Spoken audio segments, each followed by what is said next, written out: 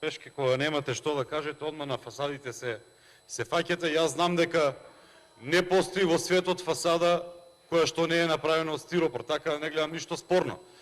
Запрашајте се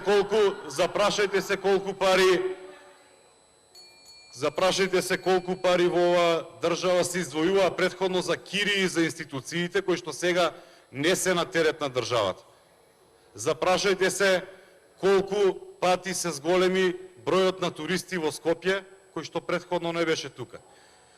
Меѓутоа, ајде и на образованието ќе се вратам.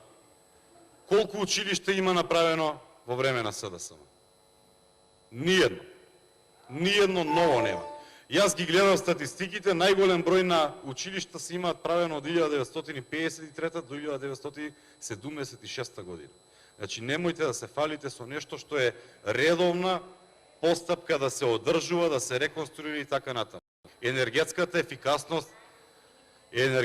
ефикасност е зголемена со тие фасади кои што се правеше. Ви благодарам.